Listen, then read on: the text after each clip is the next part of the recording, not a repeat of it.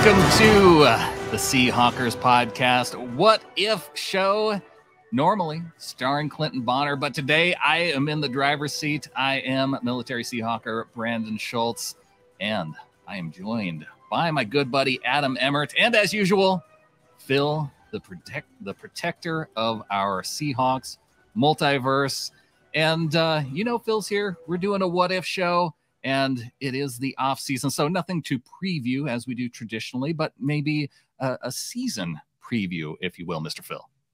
Yes, and I'm excited to do this. Hello, Adam. In fact, this is my first time doing a What If show with just the two godfathers of the Seahawkers podcasts, and I imagine many of you listeners out there are even jealous because there's been times you wanted to get in the middle between Brandan and Adam as they're throwing things back and forth and wanting to include something or guide something. I get to do it. So thank you. Finally, it's Phil sandwich time. Yes. Yeah, Phil's here to keep us on the rails for a change. That's great.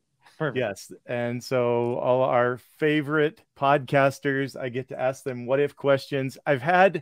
We've had subs at different times, but Clinton always kicks it off, and so this is different. It's the 50th episode of What If, so it makes sense it could be special this way, where we have our two main guys I get to talk to, and it's a special topic that I've wanted to do for a very long time.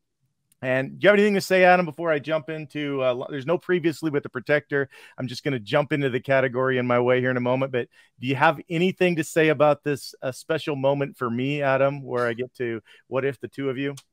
Oh, well, I think I have an idea of why this is so special, and it has to do with me, and usually my takes, they're awfully special. So, yeah, I can see how special this is for you for sure. I did enjoy, Clinton got to do this with you guys, the 3 and 3 out just a couple nights ago, and it was premiered last night as far as from when we're recording.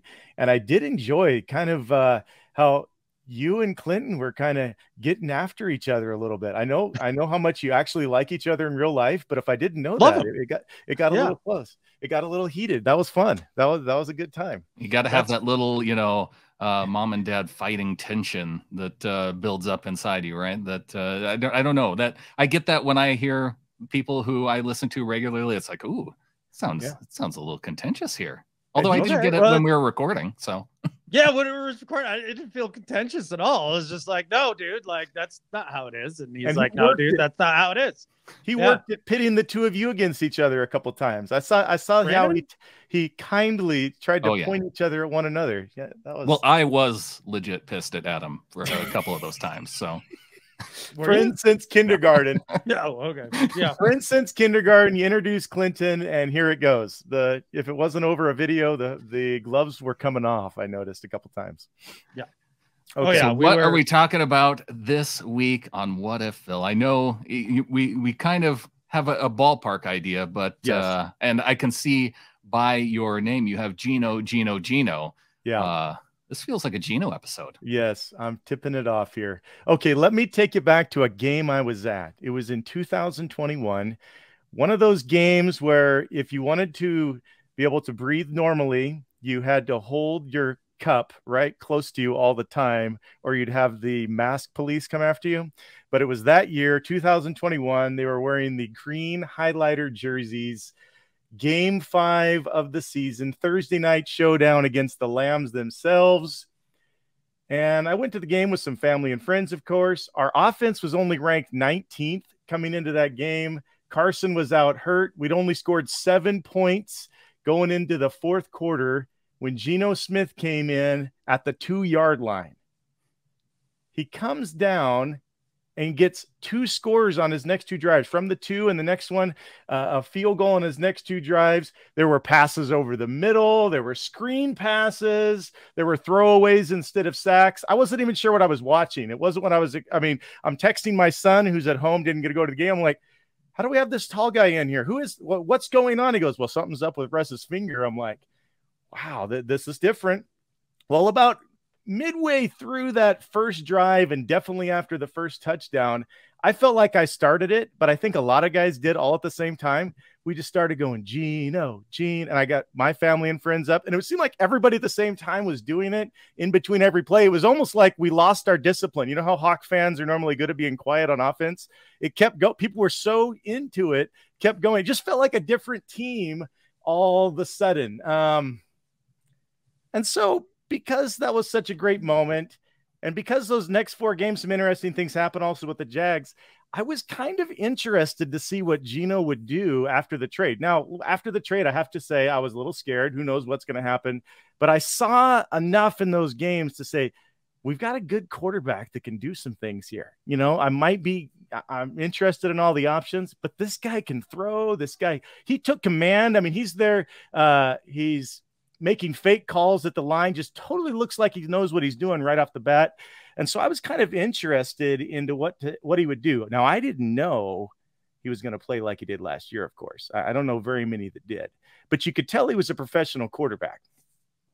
And after the awesome year last year, I wanted to have a what if show with some of you guys just to get some thoughts about Geno, what we are expecting. It's what if we talk about Geno. They don't talk about Bruno. We talk about Geno. So what if we talk about Geno? My 3 categories are convinced, concerns, and considerations. Convinced, concerns, and considerations. Brandan kicked off the show. So the first question, we will start with Adam on convinced. Adam, what if the both of you, starting with you, tell our viewers, tell our listeners, what convinced you that Geno can lead our team all the way? I'm not even asking you if you think he can lead us all the way. What started to convince you that Geno could lead us all the way? Go, Adam. The Saints game. That was, what was that? Week 4, week 5, something like that. It was relatively early in the season. Maybe it was week 6. I don't know. I can't remember, but it was at that point where, you know, he came out and played well against the Broncos. And then, you know, going down the list, like he hadn't been the problem in any game leading up to there. And then all of a sudden the Saints game happens. And while they still lose, some of those throws to Tyler, and he had one where he booted to the left and threw off platform, I believe is to one of the tight ends. And it's just, that's high level quarterback play. Yeah. And to watch him play in rhythm on time within the offense in a way that Russ never did, and help move the sticks and keep guys engaged and things like that. And then, like you said, Phil, in that Rams game when he came in, using the middle of the field, able to throw a screen, those sort of things. At that point, I was all in. Clinton was saying, give him an extension after week 1. Took me a few extra weeks. Like you, Phil, I was dead wrong about Geno going into last season. I wanted to see Drew Lock, and I was wrong. Geno Smith's the guy. He was ready. He took his opportunity, and here we are. And I think we'd have won that Rams game if Tyler hadn't fell down. I just watched that game again. I was just having some memories. If Tyler hadn't fell down, I really believe we would have come back and won that game. Everybody in the building thought he was going to. Well, Tyler was tripped by a Rams defender. So it's, you can't put all the blame necessarily on Tyler. No, that's right. That's right. So, Brandan, how about you? I actually haven't heard your take. I have talked to Adam about this, but do you believe Geno can take us all the way? Yeah, I do. And I mean, I feel like we've been huge cheerleaders of Geno through this entire offseason because based upon what we saw last season. And yeah, down the stretch, it may not have been, I mean, they went through the tough stretch, right? Where it was the Panthers, the Niners, the Chiefs, they lose those 3 straight. They are able to get into the playoffs, but gosh, you win 2 of those 3 games, and it's a whole lot different looking going into the playoffs because maybe you have a little bit higher seed, maybe you don't play the Niners right out of the gate, and they're able to go a little bit deeper into the playoffs. But yeah, I guess it was different for me going into last season because I did. Just based off of what we saw from Geno going into the season, I thought that he would be able to beat out Drew Lock. I didn't know if he'd be able to maintain that position. I was thinking, okay, maybe after 5 weeks, then the Seahawks would, especially with how things played out for Drew, right? Getting COVID and not being able to really show us anything during the preseason. So I thought that there might be a chance if Geno didn't play all that well that we'd see Drew early. And yeah, the Saints game, week 5. I think the thing that probably convinced me the most, just thinking back to it, the Chargers game. And part of it is because, okay, we saw pretty good offensive performance against the Falcons. They lost that game, but then they put up 48 points against the Lions. Now, I know at that time we were thinking, okay, 2 bad defenses, but just the ability to put up a lot of points. And so you start to at least be hopeful that, here's Geno being able to match scores, albeit against a bad defense. And then the Chargers, where they put up nearly another 40 points. So you had that Lions, the Saints was a 32-point game, and the defense let us down in that Saints game too. So, but nearly scoring 40 against the Chargers, I think that was about the time where you're thinking, okay, this is Geno's team. We saw him beat the Broncos week 1, and it's about the midpoint of the season. And what else does he have to prove by that point? And so, yeah, I think that's around the time where I was convinced that we weren't going to see Drew Lock. Okay, Brandon. This next one is a little bit ranking. I know it's ranking season. We tease about it, but I just want to have you guys alternate a little bit and rank your here it's going to be, he's number 7, your 7 favorite things that number 7 does for our team. Just short answer, your 7 favorite. We want to talk a little bit after, but you get to go with the first one, then Adam, and it's going to go back and forth until we get to 7. I know we could do way more. Yeah. 7 favorite things, starting with you, Brandon. All right, I'll start with the leadership component. I wasn't sure how big of a component that would be, and how he has come in and really he's felt like that mature leader of the team. And, he's said all the right things about Russ being there and what he's done for him personally. And then just always being in the weight room and, love it. He seems very motivational. Yep. How about you, Adam? Number 2, favorite thing that Geno brings to our team. It goes hands in glove with what Brandon was saying. I mean, he was talking about the leadership aspect of it, and he's a vocal leader within the team, but outside of there, like, you're not hearing a ton from Geno except for the right things that you say in front of the camera, right? And that sort of thing. So one of my favorite things about Geno as our starting quarterback is the lack of drama. Yes. Like, just having that away from the team, with the way that things had kind of gone with the last few years with Russ, it got a little old, and it was obviously old to his teammates, and it obviously got old to Pete. So to have Geno come in and be a stabilizing force, and just kind of take that level of drama out of the team. Love it. Thank you, bud. Love it. Leadership, no drama. What's next, Brandon? How about we go with deep ball accuracy? Because one of the drop-offs you were thinking, oh, well, going from Russ, who is just one of the ultimate deep ball throwers, to Geno, you're thinking, we're going to miss out on that for sure. And man, you think back to some of those throws where he's dialing it in between 2 defenders into the hands of Tyler Lockett in the end zone, and it didn't feel like we skipped anything. Awesome. I love that one. Adam, another one? His pocket presence. Yes. I think this is something that we don't talk about enough as fans. And when you hear some people saying that, there's a possibility he could regress, which, I mean, there is a possibility. You can't say for certain, but I think it's unlikely. And one of those reasons is his pocket presence and just the way that he's able to slide, move around, and step up. He seems to have a good sense of when to bail, when to stay in the pocket. And now we had a quarterback before that in Russ who was the antithesis of that in terms of breaking contain, getting out, and it was magic. It was magic. Like, I'll never be mad about it, but it is a breath of fresh air to watch your quarterback stand tall in the pocket, do those subtle Brady type slides to find space, help his offensive linemen rather than put them in tougher positions. Yeah. Love it. His pocket presence is A+. It's one of the reasons I'm very bullish on Geno. It's like reverse magic. Like you went from black to white or something. Like you were so used to the one magic And then when that was gone, it's the up. It just felt like you could breathe. Wow, look at this. This is, yep. I love that. Another one, Brandon, one of your favorite things he brings to the team.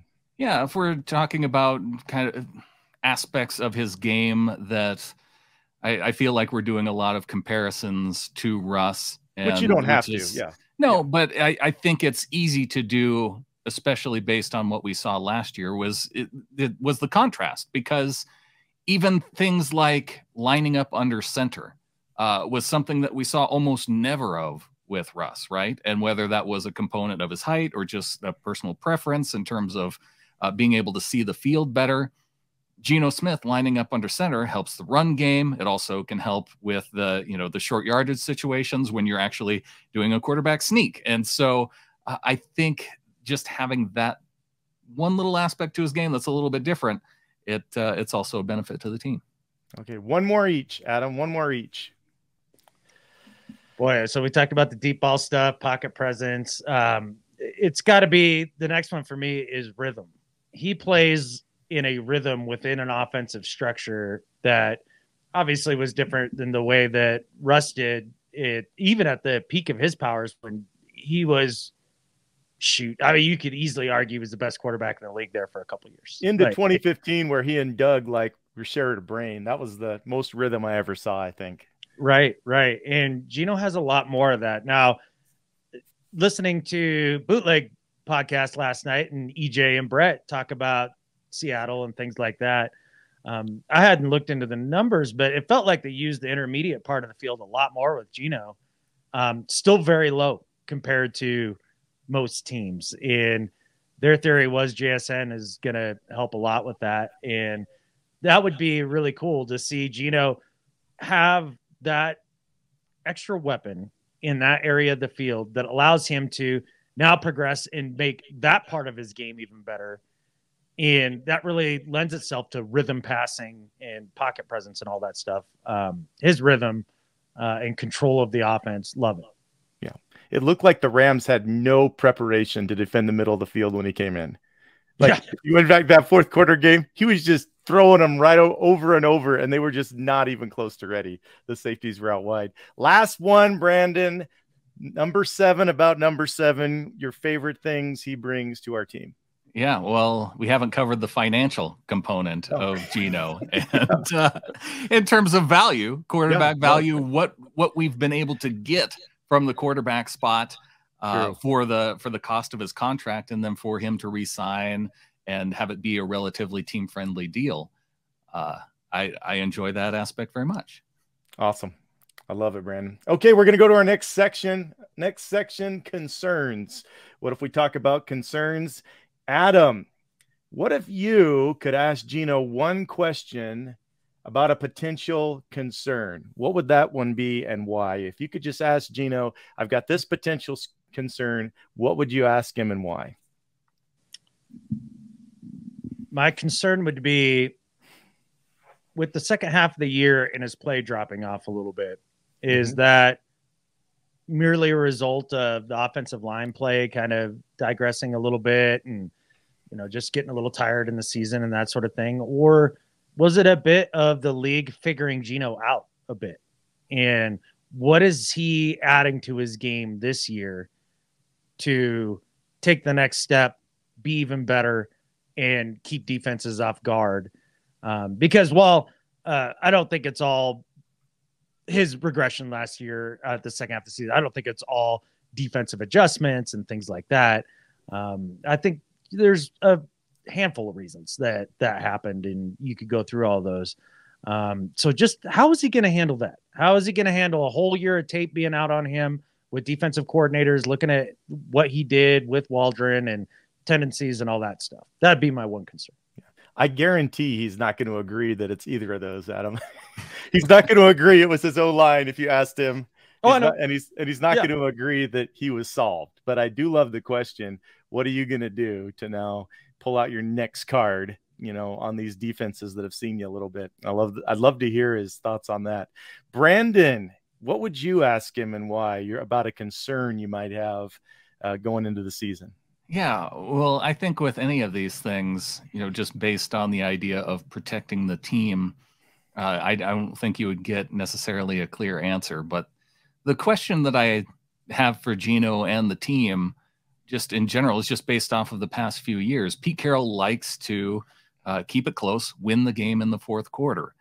Is that type of approach to winning, is that going to be compatible with the way Geno likes to play, wants to play, or is it more of the idea of, do you want to get out early, lead comfortably, and have the defense close out the game? And it speaks to that idea of, and Geno's been asked this, right, about his ability in the fourth quarter to make those comebacks, and he hasn't had a lot of experience with it just based on his time with the team, his time in the league.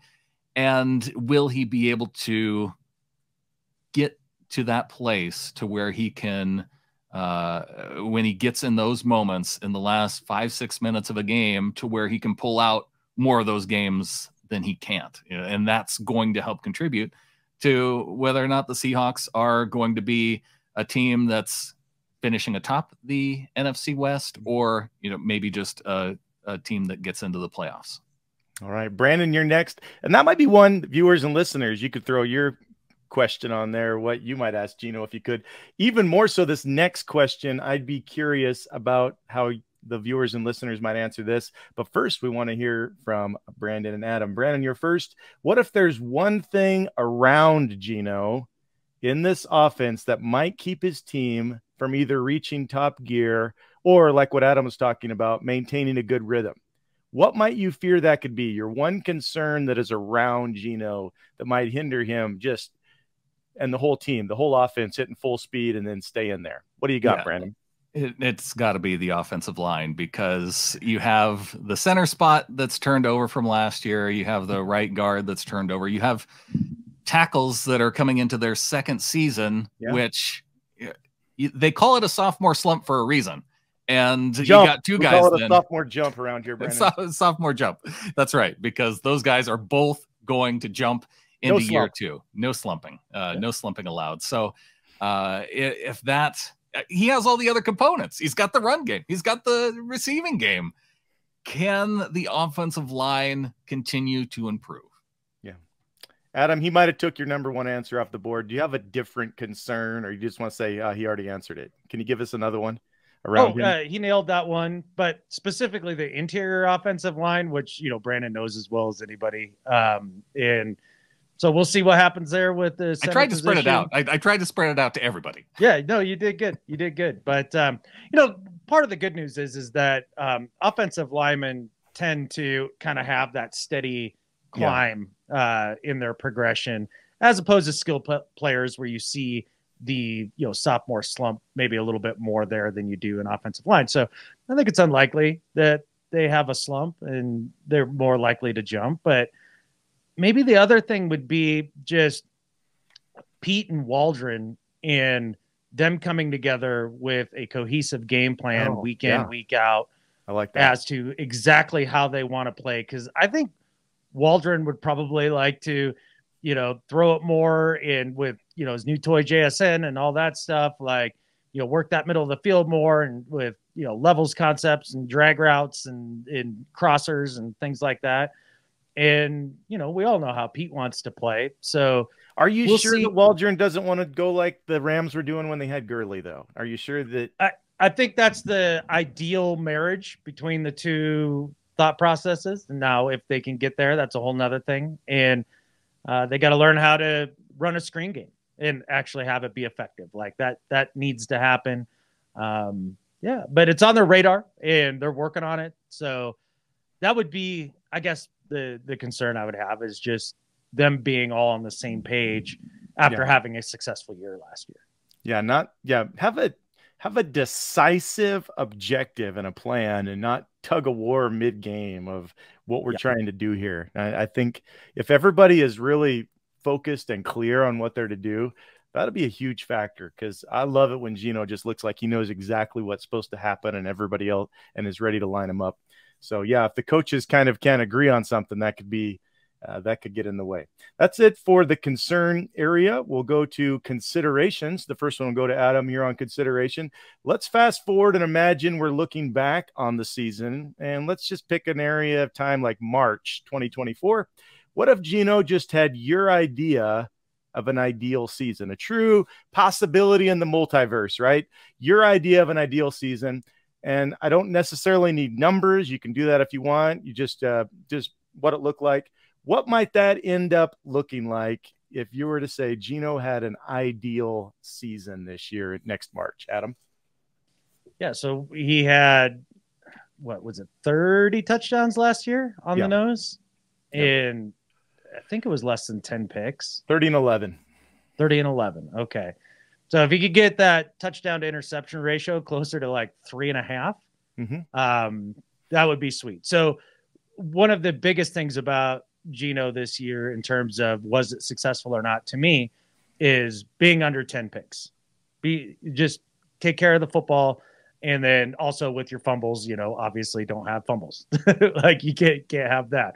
But I would say success for him and what I would be happy with and what would look good for the team as a whole, I think, would be closer to like 3,800 yards passing, right at that 30 touchdowns again and 6 picks. And that means that they threw it just a little less, were super effective with it, didn't turn the ball over, and the run game was able to get going with regularity, making it easier on Geno, making it easier on the offense, converting more third downs, all that sort of thing. So that would be, if I were to hear that in March 2024, that he was around 6-7 picks and still 30 touchdowns and somewhere over 3,500 yards passing, awesome. That'd be amazing. How about you, Brandon? You don't have to stick with stats. What was an ideal season for you if you were to look back on it? Oh, Super Bowl MVP. That's the Super Bowl MVP. I think we're all pretty happy with him, right? In terms of stats, I do want to go there because it kind of goes back to one of the things I talked about earlier. And last year, he did have 2 fourth-quarter comebacks. He had 3 game-winning drives. And I think if to answer some of those questions, if he doubled his fourth-quarter comebacks, because we know those opportunities are going to be there. Yeah. If he had 4 fourth-quarter comebacks, the game-winning drive piece, that number, that stat's kind of weird.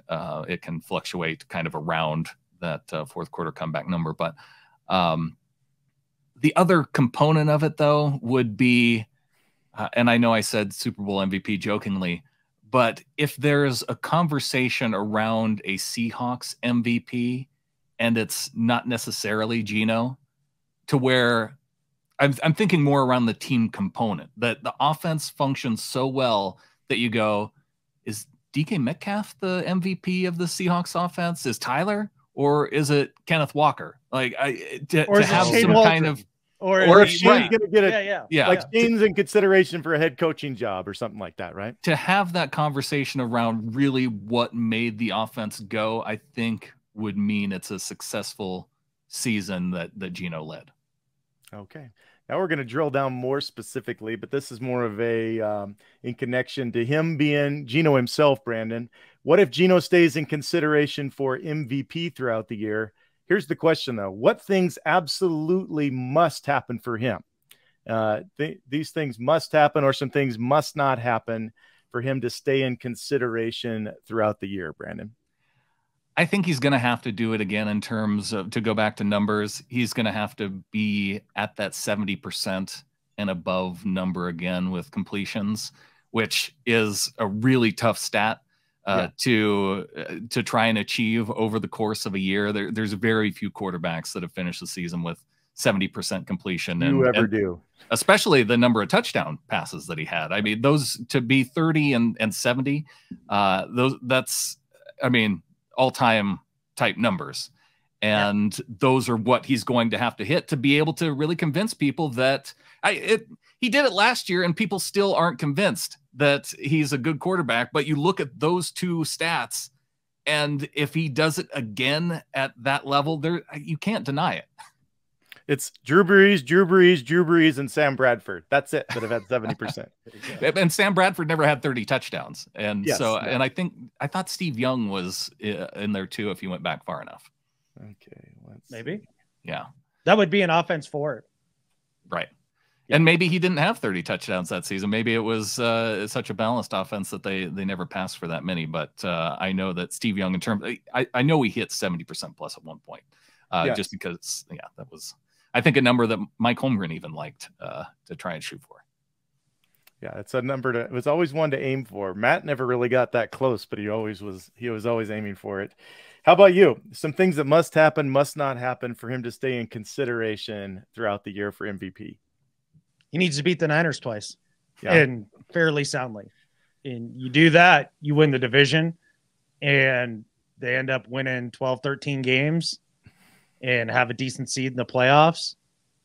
It's a regular season award. So if he just puts him in that position, and then, whatever happens in the playoffs happens. Beat the Eagles and beat the Niners twice. And he's really looking at it, right? Because the dirty secret of MVP that almost everybody knows is that it's a quarterback award and it's also a team award. Like, you have to be a quarterback that just plays on a winning team and then play well on that winning team. And the offense has to be the main factor on that winning team, right? So you need to be a quarterback. You need to be one of the top teams in your conference. And the best side of the ball has to be offense. And I think that's all in line, right? The best side of the ball for the Seahawks coming into this season, I think we all agree, is the offense. I would think it's so. the one that I think we're the most confident in. I've never been wrong on my expectations for the Seahawks ever, and I think me neither. Right. Yeah, no, dead nuts on every single time. Never get anything wrong like Geno. When I whipped really hard on that one, but yeah, I think he just simply needs to beat the Niners twice. And I mean, if he beat the Eagles, that'd be real cool. Yeah. But just win the division, beating the Niners twice soundly, in being a pretty high seed, and put up the same sort of season he did last year, he's in the conversation. Have to be. Okay. I think so. I just have one. Normally we have a prediction for the game if it's a pregame what if, but there's no game. We're looking at season here. And so my two areas I cared about, and you guys have, these are funny because obviously there's ones you care about because you've been bringing up in the regular conversation, but now we're talking prediction. We're talking prediction, and we'll let Adam go first here. The two that I want to predict, not yards, but completion percentage and TD interception ratio. It's funny because we've already we've already been talking about it. But what are you predicting for him this year on his completion percentage and his TD interception ratio? Completion percentage, he's going to come in around 67, 68%. Okay. He's going to fall short of that 70. That's just extremely difficult to do. And who knows, maybe I'll be dead wrong on that one, just because he does have Smith and Jigba and DK and the run game cruising and all that stuff. I do expect his touchdown to interception ratio to be slightly above 3. Like I said, if it got to 3.5, you're cooking. You're really cooking. But yeah, maybe 3.2, somewhere in there. I think that'd be a heck of a season for him. I definitely think it's in range. He's going to have more time and experience with DK and Tyler, and a full off season as the dude. Yeah, man. I just, all the things that need to happen for a quarterback to become successful are right there for. Yes. Yeah. Okay. Before we get your answer, Brandon, I have to correct, because I gave it wrong on who's had 70 and you helped me with one. So Drew's had most of them. Sam Bradford, Aaron Rodgers, Ken Anderson, Joe Burrow, Derek Carr, Sammy Baugh, Steve Young, Ryan Tannehill, Deshaun Watson, Joe Montana, Kirk Cousins. Those are the guys. There's been 18 of them, and almost half of them were Drew Brees. So those are the guys. Yeah, and again, that's just the 70% component, right? That's not factoring in all the other stuff. No, it's not. If you factor in touchdown passes at 30 and more, that list goes very small. It's like sure. Drew and Aaron. It's like, yeah, Drew and Aaron and maybe one other guy. Yeah. So yeah, can he get there? I think he can bump up his completion percentage, because why is that? because of Jackson JSN. Smith and Jigba. I think that his hands and being able to really find those spots in zone, like I'm counting on that part of it to help improve that completion percentage. So and they talked a lot about trying to be better in the screen game. And if they can be good in the screen game, that would certainly help the completion percentage. Like definitely, we should be able to. Here's my theory, guys. And you know how last year we did some 13 and a lot of 12. Okay. Now that we have JSN, Tyler, and DK, we need to run a lot of 11 because we got but we also still have the 3 really good tight ends. I think we should do 11 or 13 and scrap the 12. And I don't know if you've thought about it, how that puts the defense in a bind. Because when you run 13, you have to decide if you're going to lose your advantage in the run game and double DK, or you leave DK by himself so that you can prevent the run game, and now DK is one-on-one. If you go to 12, then the defense has a lot of options to kind of still cover up your 2 receivers and it's hard to get those easy first downs like what we've seen the Rams do when they had 3 good receivers. And I don't think their receivers got to this level that we have. I mean, JSN was an 82% completion in his targets. The places he's going to be open, either one of those gives Geno a great advantage because they've got to decide, who am I going to double? Now, one of my 3 great receivers is going to be open. And then if we go 13, we can either run or DK's got single coverage. I don't know what you guys think about that, but I think both of those formations will give us a huge advantage. Not really, Brandon? You don't think so? Well, I think about the advantage that you get with having 2 tight ends on the field, because then you're not giving away necessarily what the strong side or the weak side is going to be if you try and run to either side in the run game. And then you can also, if you have a guard pulling from one side or the other, then you can really beef up to the side that you're choosing to run to. So in terms of the passing game, sure. In terms of the run game, I think that you could end up hurting yourself by going to those other formations in the run game. No, okay. Well, I think 13 is a great run formation, unless you know, and if they don't, you kind of give it away though, right? But if they but if they decide to try to stop it, DK only has 1 guy out there on it. Yeah. I don't know. Is that a crazy idea, Adam? So you're thinking in 13 personnel, you cram everybody down to the box, leave it basically cover 0, and just have a one-on-one with DK. Is that kind of what? Well, they're going to have to, or we're going to have an advantage in the run game, because then Ken or Charbonnet just have to beat their 1 guy. They'll have to put, if they don't leave DK by himself, then there's a huge advantage as long as the blockers do their job for our runners. That's just a thought there. And then on 13, good luck finding 3 guys that can cover our receivers one-on-one. You know, good luck. I think primarily we're going to see a lot of 11 personnel. Just with Waldron's background and the McVay history and all of that stuff. The 13 stuff last year was fun. I mean, they had some really fun, creative plays out of 13 personnel that I really enjoyed. It was a good time. They kind of went away from it. So the idea that they're going to go back heavy to it, I don't know. I mean, maybe they will.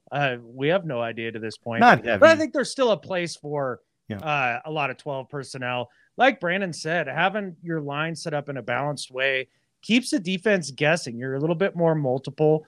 And especially for a team that relies on, with Ken Walker specifically, getting to the edge. Now you have, a tight end on each side to go ahead and try to crack back or seal off on the edge and that sort of thing. So I don't think it'll be one or the other, and 12 will be a goner ski. I mean, I think Pete likes playing with 2 tight ends too. So I wouldn't shovel dirt on 12 personnel just yet. And I am excited about Colby Parkinson. I think he's gonna keep bumping forward. I think he's going to be a difference maker.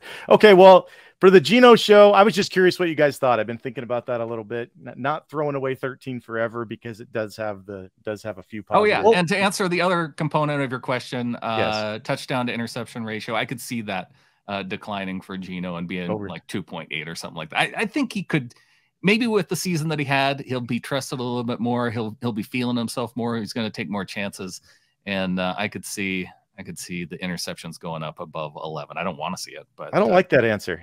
I don't know. like that answer, Brandon. Well, I meant to flip flop it so I wouldn't end on a down note. When I was 12 talking about needed it under being 12. above 70%. So let's take the opposite side of that, just so we don't have to end on a down note with that, right? If the running game comes alive this year and is a lot more consistent than it was boom or bust last year, which I think is absolutely in range. I think it's something that is likely to happen, and I'm really looking forward to it. If that happens, Geno's not going to have to take the same risks with the football that he did towards the end of the year last year. If the defense is any sort of, level better than it was last year, especially against the run, then Geno doesn't have to take the same risks. And I think it's likely that they're going to be, a delta better than they were the year previous. So I would say it's probably more likely that his touchdown to interception ratio becomes better than worse. That's just my gut feel. Could be dead ass wrong. Like I've been dead ass wrong about so many things over the years and all that, but that's how it feels to me. Well, and to that point, Adam, I mean, so before looking back at last season, the first 10 weeks of the season, before the bye week, Geno went into the bye week with 4 picks. Yeah. And what was their record? They were 6-4 or 7-3, somewhere around there. Yeah. I think 6-4. Because the Tampa game was the game right before the bye week, so they lost that. They should have been 7-3 going into the bye. That's right. And so only 4 picks, but then it was the defense that really, I think, that let him down there in that second half. And he ends up throwing 4 picks over the next couple games. He threw 2 in the last one against the Rams, even though they actually won that game. So a majority of his picks did come in those final weeks of the season when he was, I think, trying to propel the team toward the playoff spot. So yeah, the idea of him pressing, leading to more of those picks, it probably is more likely. I'm very happy to be wrong. Yes, and you will be. You will be about this one. Yeah, 2 areas we can easily improve. I think it's obvious this year. The 2 areas we could easily improve is the boomer bust runs. I mean, that's a legit criticism of last year. As great as Ken's overall stats, the boomer bust aspect needs to improve, can, and I almost think will, like it has to. And then defending the edge in the run. We were so bad at it. I'm not sure we're going to defend in the middle. I'd like to think we will. Bobby will make a difference defending the runs up the middle, but I am almost sure we're going to defend the edge better in the run. I think we made lots and lots of moves to help with that. I heard Paul Moyer recently on a podcast. He's saying those big runs, that's all defensive backs. He goes, that is DBs. He goes, we like to blame the defensive line all the time. You can blame the defensive line for getting the 5-6 yard runs. Those big runs on the side, he said, those are defensive backs. And think about the guys that should be there, that like to hit, that can tackle around the edge, and as well as the outside linebackers, right? And it can speak to the defensive backs, but also we saw on a lot of those plays where the player on the edge of the defensive line who was setting that edge outside linebacker was taking a really long way. The opening between the hole, because he was lined up so far outside or taking the lineman back so far, it was creating a really big hole for that defensive back to have to defend. And so I think the edge players need to be able to make it easier on the defensive backs too. Yeah, hopefully they will. Hopefully the Mafe and hopefully Taylor can get better, and hopefully Hall's going to be good at it. And thanks for sticking with me while I don't have the football terminology to really speak to what I'm trying to get at. But you can picture it in your mind, right? Yes. No, we know. Did you have something on that, Adam? Defending the edge in the run? No, I was just going to give him some kudos and a pat on the back, because in layman's terms, that was beautifully put. No, I followed it. It can't all be just on the corners. Like you want corners who can come up and tackle and be good at that. And I mean, obviously Witherspoon is one of those dudes who's exceptional at that sort of thing. And that's great. And it's going to help. But yeah, I mean, as far as whatever Moyer was saying, I didn't hear it, but it's a big deal setting the edge as a D end. And I think with Mafe being one of the better at that last year, he's certainly going to be better even this year. And then of all the places for Derek Hall to have an impact, I think in the run game on the edge and setting the edge with his strength and ability, I think that's the most likely place in his game that he's going to have a big impact. So I am looking forward to that. Unfortunately, Darrell Taylor is just not that dude. He's just not that dude. 3rd and long, put him in. Otherwise, have a seat, buddy. maybe put on some weight this offseason. Maybe he beefed up a little. I don't know. He had the size. It's not really the problem. I mean, when you start actually comparing him to other dudes who've been asked to do that. So I don't know. Maybe it would be Coach Jordan who comes in and, turns him into, the next, different LT. So I'm not opposed to a Darrell Taylor position change either. I mean, with Bobby being, who's really going to be? Are we counting on the dude who came in from the Steelers? Yeah, Devin Bush. Yeah. So I think Darrell Taylor he might fit there a little bit better just based off what we saw from him in college. Now, Adam, I know that he probably would prefer to rush the passer, and you're taking away a guy who got nearly double-digit sacks last year. But I think his coverage ability, from what we saw in college, is what made him so interesting as a prospect. Wow, that's a deep cut right there, Brandon. Bringing Taylor up next to Bobby, I hadn't thought about that. I think we're going to play Jordan Brooks out. I might feel better about the linebacker spot with that kind of depth, just not knowing quite what we're going to get from Bush. I think we're going to get 5 DBs most of the time. I think we're not going to have 2 middle linebackers out there very much. We got 2 good. The safeties are too good, and the corners are too good. We got guys that have to get on the field. Let's get our best players out there. Mike Jack. We got Love. We got Adams. We got all these guys that can play in the box. Why do we want to put a guy out there that's not as good just because his position title happens to be middle linebacker? Oh, so we have to put him out there? Can't we just put the best football player? Can we do that? That makes a whole lot of sense, Phil. Okay. Well, that's all I got. Listeners, please put your answers to these what if questions in there. Tell us where you thought we were right. Tell us where you thought maybe we could have done better. I enjoyed hearing Brandan Adam's answers. Geno, I'm excited about what he's going to do this year and getting to go to a game and do the Geno cheer that I started myself back when I was at the game a couple years ago. But that's all I got, gentlemen. What if we say go Hawks? Go Hawks. Go Hawks.